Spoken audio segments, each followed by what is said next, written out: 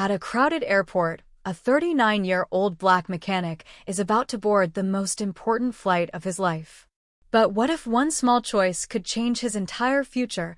Asterisk, asterisk, everything is going according to plan, until he misses the flight when stopping to help an elderly woman struggling with her luggage. He lost his shot at a dream job interview, but he has no regrets. What he doesn't know is that the woman he helped is the CEO of a major airline, and what happens next will be the reward for his kindness. Could a single act of kindness lead to a life he never imagined? Before we dive into the story, do you remember the first job you ever had? Let's comment below. The rain came down in a light mist over the New Orleans tarmac, turning the pavement into a slick mosaic of city lights and headlights. Inside the Louis Armstrong International Airport, Marcus Jefferson adjusted the strap of his worn duffel bag as he hustled through Terminal B, his work boots squeaking with every determined step. Marcus didn't believe in luck anymore. He believed in momentum, in movement, in making it count. And today, every second mattered. He checked the overhead sign. Charlotte, Flight 389. Final boarding in 24 minutes. 39 years old, one son, one ailing mother, and one shot at the kind of job that could shift the course of everything. A lead technician position at Carolina Motors. Not glamorous, but steady. Not flashy, but life-changing.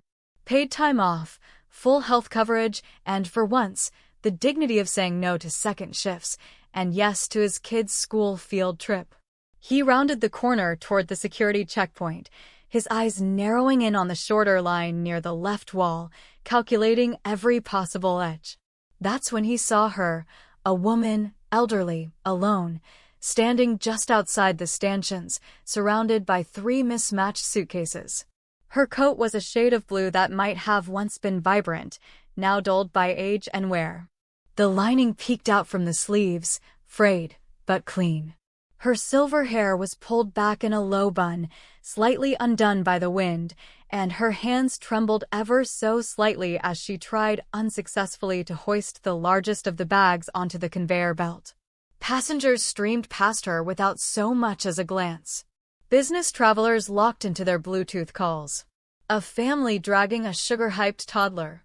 A TSA agent barking about empty pockets and laptop trays. No one stopped. Marcus slowed, his left hand clenched around the strap of his duffel, and he stole a glance at the clock on the wall. 22 minutes. He could make it if he cut the line just right. If no one ahead of him set off the metal detector. If he sprinted to gate C18 like his life depended on it. But something in the woman's face halted him. Not the age or the struggle, but the unmistakable mix of resolve and quiet shame. The same expression he'd seen on his mother's face the day they were told the mortgage company wouldn't wait another month. Pride eroding under necessity. "Ma'am," he said, stepping out of the stream of foot traffic, voice calm but firm, "can I give you a hand with those?" The woman turned to him, surprised, her eyes piercing blue beneath a weather-worn brow. There was something sharp in them, not unkind, but discerning, like she was used to being looked through rather than seen. "Well," she replied with a polite, but uncertain smile, "I suppose I wouldn't say no to a bit of help." These bags seemed to have grown heavier in the last 10 minutes. Marcus offered a small laugh as he reached down and lifted the first suitcase with practiced ease, noting the vintage leather, the brass corner guards. "Traveling somewhere special?" he asked, trying to keep the mood light as he set it on the belt. "Just business," she said vaguely, glancing down at her feet. "Though I find at my age it all starts to feel the same." She moved through the scanner slowly, wincing slightly as she raised her arms. Marcus waited on the other side, gathering her belongings, brushing off an impatient glance from a security officer. "I'm headed to gate 49A, she said, peering at a crumpled boarding pass. Marcus felt a drop in his stomach. Gate 49A was at the far end of the terminal, 2 concourses over and past a connector tunnel. He could still make his own flight if he left now. He'd have to jog, maybe skip the restroom stop. Definitely no time for water, but he'd make it. Or he could help her get to her gate, make sure she boarded safely, and kiss his shot at Carolina Motors goodbye. He looked at her again. She was struggling to restrap her purse, her lips slightly parted as if catching her breath, and he heard his mother's voice in his head, the one she used when telling stories of his father. "Son, your daddy never walked past someone hurting. Not once, even when it cost him." Marcus took a breath, adjusted his duffel bag again. 49A, huh? He said, "That's a bit of a hike. I'll walk you there." "Oh no. I couldn't ask you to." "You didn't," he said, smiling. "Besides, my mama raised me right." The woman smiled then, a soft curve of gratitude more powerful than a thank you. "My name's Evelyn," she offered, extending a hand that felt delicate but firm. "Marcus," he replied, shaking it. "Let's get you to that gate." As they moved through the terminal, Evelyn's steps were deliberate, and Marcus found himself adjusting his pace to match. She apologized once for being slow, and he waved it off.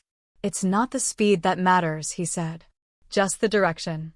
By the time they reached the halfway point, she confessed she was feeling lightheaded. "Didn't eat this morning," she murmured. "Foolish, I know." Without hesitation, Marcus steered her toward a nearby kiosk. "You sit," he said, lowering her gently onto a padded bench. "I'll be right back." He returned minutes later with hot tea, a granola bar, and a blueberry muffin. "They looked fresh," he said with a shrug, placing them into her hands. She studied him as he sat beside her. "What brings you to the airport today?" "Job interview," Marcus replied, trying to sound casual. "Biggest one I've had in a decade." Her eyes flicked toward the screen overhead. "Final boarding, Flight 389 to Charlotte." "That's yours, isn't it?" she asked quietly. Marcus didn't answer at first, then he sighed. "Yeah, was." She looked stricken. "You missed it because of me." Marcus shook his head. "You needed help. That was the right call. But your jobs come and go," he said, though the weight of that statement nearly cracked his voice. "What we choose to do, that's what sticks." She didn't reply, but her eyes lingered on his for a long moment, not appraising, not pitying, just seeing. Marcus stood, gathered her bags once more. "Let's get you to that gate, Miss Evelyn. You've got a flight to catch." As they resumed their slow walk through the terminal, Marcus felt a strange peace settle in his chest, quiet, unexpected. He had missed his flight, but something told him this journey wasn't over. Not yet. By the time they reached Gate 49A, the announcement overhead was calling for pre-boarding, and Marcus could already see the gate agents in navy blue polos scanning passes with mechanical rhythm. Evelyn looked relieved, her spine straightening slightly as she saw the boarding sign, though Marcus could tell her energy was running low. He guided her to a seat near the windows, where the light from the late morning sun cast warm stripes across the floor, and carefully placed her carry-on at her feet. "You made it," he said, giving her a gentle smile, though the clock in his own head ticked a reminder that his flight had long since departed. Evelyn adjusted her coat, brushing invisible lint from her lap, then turned to him with something like concern. "Are you sure you'll be all right, Marcus?" Her voice was quiet but steady, like someone used to asking the question and not always getting a straight answer. He nodded, though his shoulders sank slightly as he looked past the terminal windows, where the distant silhouette of a plane lifted into the sky. "I'll figure it out," he said. Half to her, half to himself. "I've missed flights before. Life keeps moving." He didn't mention that his phone was down to 2%. That he'd spent the last of his money on her muffin and tea, or that the idea of sleeping overnight in an airport gate chair was starting to feel less like a backup plan and more like a certainty. Evelyn didn't push. Instead, she reached into her bag, fingers nimble despite their age, and pulled out a slim notepad with a monogrammed cover.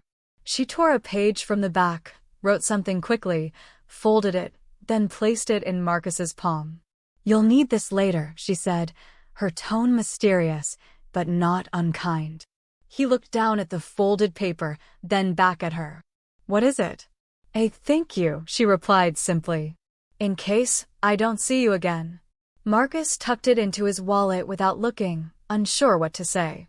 Thank you for walking with me, she added, her blue eyes sharper than ever. Most people don't walk at all anymore. They just rush. It's rare to find someone who chooses to slow down. He gave a lopsided smile. Slowing down wasn't part of the plan today, but I guess neither was meeting you. Evelyn laughed, a low, surprisingly vibrant sound that reminded him of his Aunt Ruby's kitchen table. Warm, unexpected. The boarding call grew louder, and Evelyn stood, steadying herself with one hand on the chair. Marcus instinctively reached to help, but she waved him off gently. I've got it. She stepped into line, her gait slower than most, but purposeful. He watched her hand her boarding pass to the gate agent, who scanned it without a glance, focused more on her phone than the passenger in front of her. Marcus noticed the flash of first class on the digital readout, and something about it caught his attention. He hadn't expected Evelyn to be flying first class, not with her travel-worn clothes and understated demeanor. Still, he said nothing, just watched her until she disappeared into the jet bridge. With her gone, silence crept into Marcus's awareness like a slow fog.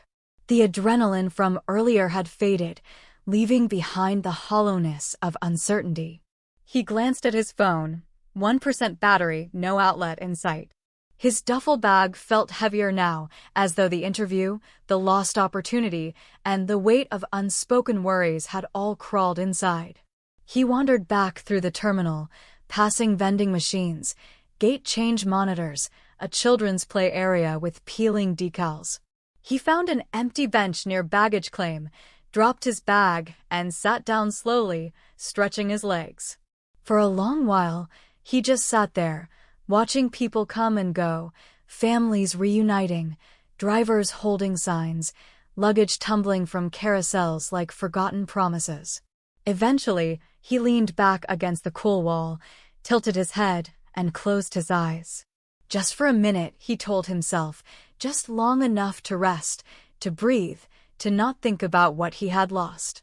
But sleep came quickly, deeper than he expected, and when he woke again, the sky beyond the windows had shifted from bright blue to dusky lavender. The terminal had quieted. The chatter of morning travelers, replaced by the more subdued rhythm of evening flights. He checked his phone again, dead. His stomach growled, but he had no money left. He reached into his pocket for the note Evelyn had given him earlier, the one he hadn't read. He unfolded it with tired fingers. In looping script, it read, "Stay right here. I'll find you." No name, no explanation, just those 6 words. He blinked, confused, then folded the paper again and returned it to his wallet. Maybe she meant it metaphorically.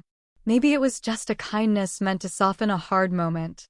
He wasn't sure, but something in her tone, in her eyes, when she'd handed it to him, had carried more weight than simple politeness. 30 minutes passed, then 45. Marcus had begun to consider finding a quiet corner behind the baggage carousel to sleep for the night when the automatic doors whooshed open, letting in a gust of cooler air and the sound of a car idling outside.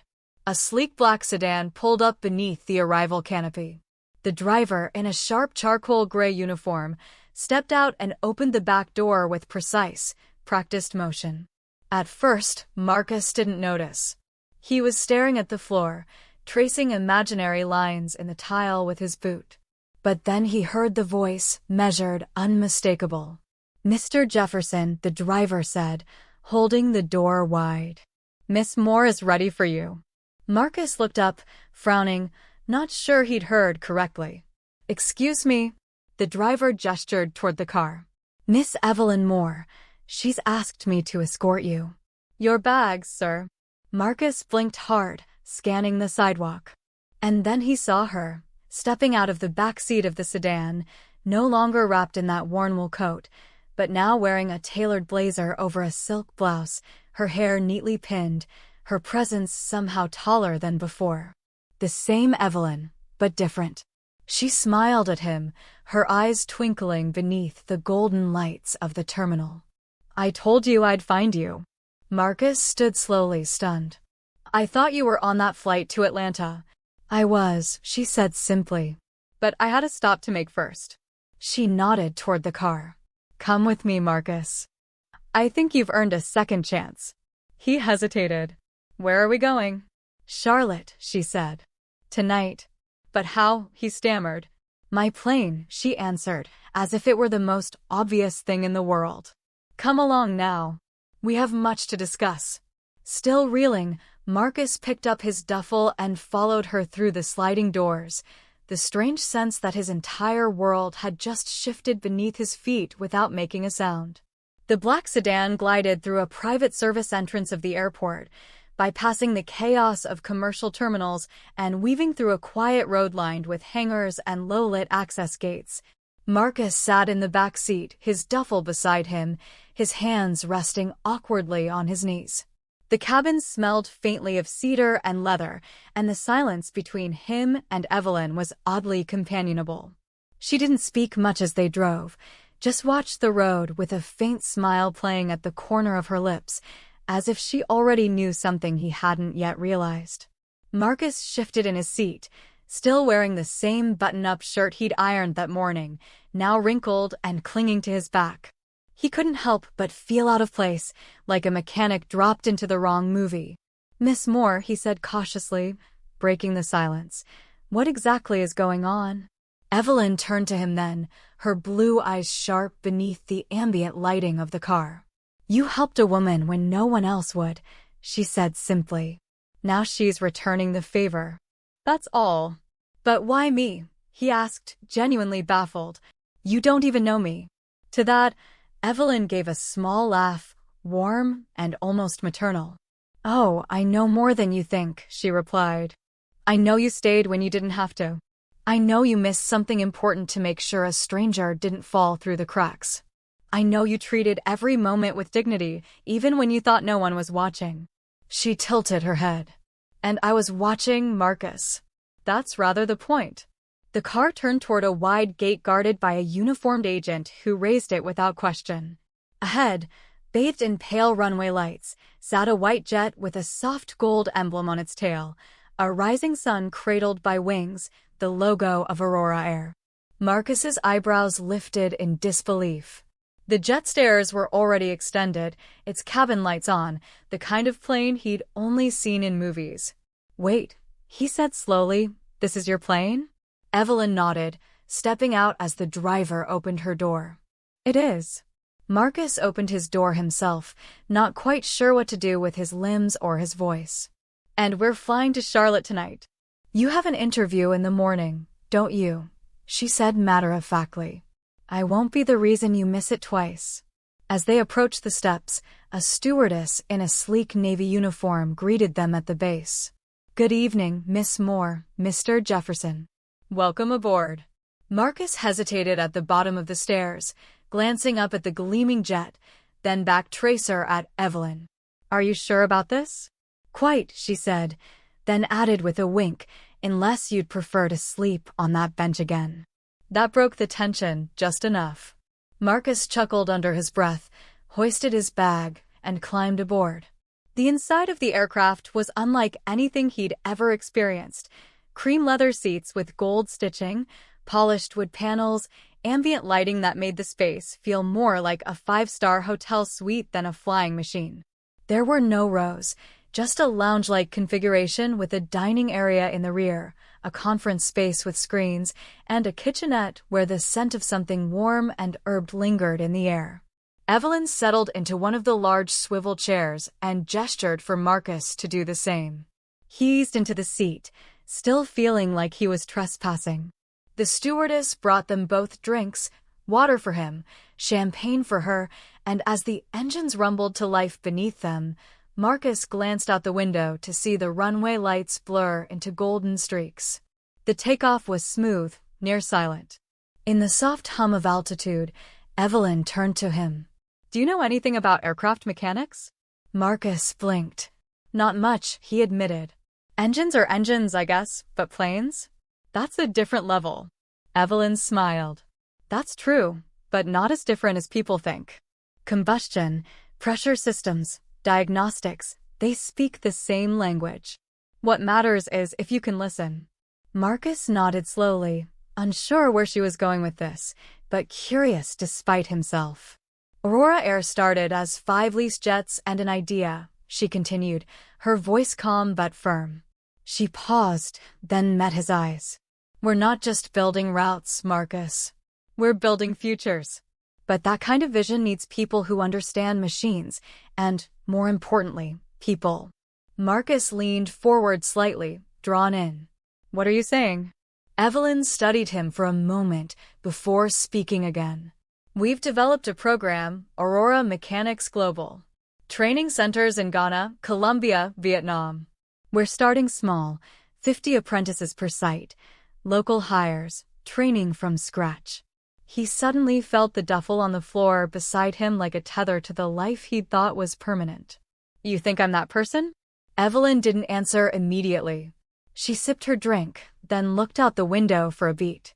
I think you have the tools, she said. You just need the right garage. Then she reached into the satchel beside her and slid a folder across the table between them. Take a look. Inside was a proposed position, Technical Director of Aurora Global Training Initiative.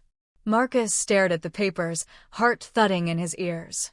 I'm supposed to start over in Ghana? Evelyn smiled gently. You'd be helping others start over and you wouldn't be doing it alone. What about the job in Charlotte? He asked, the practical part of him fighting for space. You should still go, she said. Do the interview, see what they offer, then decide. But I suspect your heart's already leaning a different way. She handed him a pen, slim and weighty. You don't have to sign tonight, but if you do, we'll begin your training next week. Marcus looked down at the folder, then at the window again, where the lights below had become scattered constellations of possibility. He didn't know yet what he'd choose, but for the first time in years, he realized he had a choice. The next morning, Marcus stood in the lobby of the Whitmore Building in uptown Charlotte, the kind of gleaming glass tower that seemed to belong more in a finance district of New York than in the heart of the Carolinas. His shirt, pressed again with help from the hotel iron, was tucked carefully into a pair of slacks that still bore the faintest line of wear at the knees. His shoes, polished the night before with a hotel washcloth, squeaked softly against the marble floor as he shifted his weight, gripping the leather-bound folder Evelyn had given him, not with her offer, but with a set of detailed reports on Aurora's training vision, which he hadn't been able to stop rereading since their flight landed. But this morning wasn't about Evelyn. It was about the other path, the safer one. The receptionist, all red lipstick and headset, offered him a practiced smile and directed him to the 15th floor. Carolina Motors, Suite 1507. Marcus thanked her, stepping into the mirrored elevator, his own reflection, looking more confident than he felt. The ride-up was quiet, too quiet. At Suite 1507, the doors opened to a minimalist office space filled with gray carpet and polite efficiency. A man in a tight-fitting suit met him with a handshake that was a little too firm and introduced himself as Brent Davis, the Director of Technical Operations. Marcus, great to have you. We've heard good things from your application. Resume solid. Hands-on experience is exactly what we've been needing. Marcus nodded, trying not to let the word needing sound like a warning bell. Thank you for having me, he replied. The interview ran smoothly. Davis asked about diagnostic experience, engine rebuilds, working with outdated systems. Marcus answered with the easy fluency of someone who'd spent 2 decades under hoods and around fumes. He mentioned his time managing apprentices at the garage, the rig he built to test alternators when they didn't have the budget for new ones, how he trained his nephew to identify valve noise by ear. Davis nodded along, took notes, and then said something that landed like a quiet thud. You'll be working under our technical supervisor, Kyle Davidson. He's new, just came from Michigan State with his master's. We think you two will complement each other nicely. Marcus didn't flinch, but the implication sank in. He'd be working beneath someone with less field experience, but more academic clout. Davis continued. Standard hours are 6 a.m. to 4:30 p.m., Monday through Saturday. Overtime optional, but often encouraged. Starting salary is $58,000 with review potential after 18 months. Benefits package included. You'd start next Monday. Marcus nodded. May I have a day to consider the offer? Davis raised a brow, surprised. You're one of two candidates, and the other guy's got another offer pending. I can give you 24 hours. Marcus thanked him again and left the building with the Carolina skies stretching wide above him, the sun bright but somehow distant. His phone buzzed as he stepped back onto the sidewalk. A message from Evelyn, short and simple. Dinner tonight, 7 p.m., top floor, the one. That evening, Marcus found himself riding another elevator, this one to the top of a historic downtown tower. The one was all dark wood and glass walls, its rooftop dining room overlooking the Charlotte skyline like a throne room in the clouds. Evelyn stood by the window when he arrived, her back straight, a tumbler of water in her hand. She wore navy again, her quiet armor, and her hair was pinned in the same elegant twist. She turned as he approached, her smile neither triumphant nor urgent, just present. You made it, she said. You look like someone with decisions to make. They sat at a table set for two, white linen, no menus, everything already arranged. As the waitstaff moved silently around them, Evelyn folded her hands and studied him. Tell me what they offered. Marcus recounted the package without embellishment. When he finished, Evelyn nodded slowly. It's honest work. It'll keep your lights on. He looked down at his water glass. It's what I thought I wanted. 6 months ago, I'd have signed on the spot, but now, she asked, but now. He hesitated. Now it feels like a ceiling instead of a step. Evelyn leaned forward. That's because it is. But it's slash pages, not a trap. It's a choice, and I won't fault you either way. The question is whether your instincts are asking for safety or meaning. She reached into her bag again and pulled out the same folder from the night before. We need someone in Accra. The facility is nearly built. The curriculum's drafted, but it needs leadership, hands that understand engines, and a voice that earns respect. The offer stands: higher salary, housing, international benefits, and education support for your son. But more than that, it's purpose, Marcus. He swallowed. You barely know me. I know enough, she said softly. I know you chose to help when you had every reason not to. I know you gave your last dollars to feed someone else. I know you were more concerned with a stranger's health than your own future. That tells me what I need to know about your character, and character is what sustains everything else. The air between them stilled as the weight of possibility settled onto the table like a third guest. Marcus looked out the window, Charlotte twinkling below, still full of lives moving in every direction. If I take this, he said finally, I'm moving my whole life across the world. I'm taking my son to a place I've never been. I'm walking away from everything familiar. Evelyn didn't push. She only said, and walking towards something extraordinary.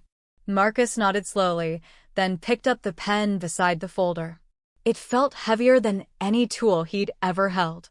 But as he turned it in his fingers, he thought of the bench at the airport, the woman with trembling hands, the look on her face when he offered to carry her bags.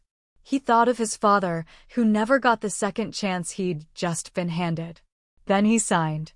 18 months later, the early morning sun stretched over the tarmac just outside Accra, Ghana, casting long amber shadows across the newly painted facade of the Aurora Global Training Center. Marcus Jefferson stood on the observation deck above it all, his arms crossed lightly over a pressed navy blue uniform marked with the Aurora emblem, a small sun rising behind wings stitched just above his heart. From this perch, he could see the entire compound, the classrooms lined with workbenches and diagnostic computers, the dormitories housing 30 local trainees, and the 3 aircraft parked for hands-on study. Marcus watched with quiet pride as 2 of his top apprentices worked through a checklist on a hydraulic system, their movements fluid, precise. At that moment, a sleek black SUV turned into the compound, its arrival understated, but unmistakable. Marcus's chest tightened slightly. Even now, she had that effect on people. The door opened, and Evelyn stepped out, wearing a light linen blazer and a pair of tortoiseshell sunglasses that she removed slowly as she took in the facility. At 73, she moved with more care but no less certainty. "Miss Moore," he said, offering his hand with a grin he couldn't suppress. "Welcome back." She took it, holding it a second longer than protocol required. "You look like you belong here," she said, eyes searching his face. "I feel like I do," Marcus replied. "Most days."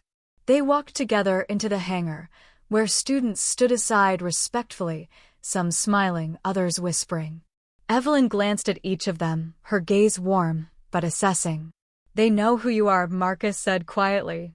"To them, you're not a name on the wall. You're the reason they're here." She smiled. "And to them, you're the one who showed up every morning and stayed after every night. That makes you the reason they're succeeding." As the sun dipped lower, casting long shadows across the tarmac, Evelyn prepared to depart. Her return flight to the States awaited. But before stepping into the SUV, she turned back toward Marcus. "Sao Paulo is next," she said, almost casually. "We break ground in 5 months. It needs a leader." Marcus raised an eyebrow. "You're offering me the next one?" "I'm offering you the choice," she said again. He nodded, not answering right away. Instead, he looked out across the facility, where his team moved like a symphony of purpose, their steps steady, their hands sure. He thought of his son, now enrolled in a bilingual school nearby, who had already begun asking questions about airplanes and circuits. He thought of his father, whose photo now hung in his office, right above his desk, beside a framed copy of that original folded note from Evelyn. "Stay right here. I'll find you." "I'll think about it," he said, smiling. Evelyn smirked. "You always do." As she climbed into the car, she rolled down the window one last time. "And Marcus," she said, her voice low and sincere, "thank you for carrying my bags that day." Then she was gone, her vehicle rolling back onto the open road. Marcus stood for a moment longer, letting the quiet settle before turning back toward the hangar. Behind him, the plaque gleamed. Ahead of him, 30 futures waited with wrenches in hand, hungry to learn, ready to rise. Somewhere in an airport terminal, maybe that very moment, someone else might be facing a choice, to rush past or to stop and help. And maybe, just maybe, they would make the same choice he had. Because sometimes, what seems like a missed flight is just a different runway. And what looks like an ending is the beginning of something far greater than you ever imagined. Join us to share meaningful stories by hitting the like and subscribe buttons. Don't forget to turn on the notification bell to start your day with profound lessons and heartfelt empathy.